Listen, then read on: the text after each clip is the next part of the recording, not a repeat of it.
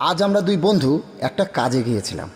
GT road ধরে ফেরার সময় শ্রীরামপুরের এই মিষ্টির দোকানে পাশ দিয়ে যাচ্ছিলাম। এই দোকানটি দেখে হঠাৎ আমাদের এই দোকানের বিখ্যাত গুটখে সন্দেশ খেতে ইচ্ছে হলো। হ্যাঁ হ্যাঁ, গুটখে সন্দেশ, তোমরা ঠিকই শুনেছ। যেমনি ভাবা তেমনি কাজ। দুজনে দুটো দুটো করে সন্দেশ ও ছানার গজা নিয়ে খেতে শুরু করলাম। সে যাই হোক, তোমরা কি জানো এই দোকানের এই গুটখে সন্দেশ নিয়ে একটা কিংবদন্তি আছে? চলো তাহলে ছোট্ট করে একটু বলে নিই।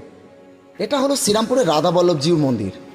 কথিত আছে যে আজ থেকে বহু বছর আগে স্বয়ং রাধাবল্লভজিউ নাকি এক বালকের ছদ্মবেশে একদিন শ্রীরামপুরের এই মহেশ দত্তের মিষ্টির দোকানে গুটখে সন্দেশ খেতে এসেছিলেন।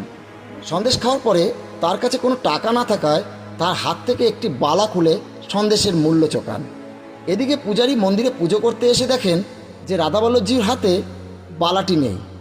সাথে সাথে সারা গ্রামে সাড়া পড়ে গেল এই ঘটনাটি নিয়ে। এই ঘটনাটি মহেশচন্দ্রবাবুর কানে যাওয়া মাত্রই তিনি বুঝতে পারলেন যে এই বালকটি সন্দেশ খেতে এসেছিল সেই বালকটি কোনো সাধারণ বালক নয়। তারপরে মহেশচন্দ্রবাবু সেই বালাটি মন্দিরে ফিরিয়ে দিয়ে সব ঘটনা খুলে বলেন। এই মন্দির নিয়ে আরও কিংবদন্তি আছে। খুব শিগগিরই বড় ব্লগ ভিডিও আকারে নিয়ে আসছি। পুরো ভিডিওটা দেখতে সঙ্গে থেকো।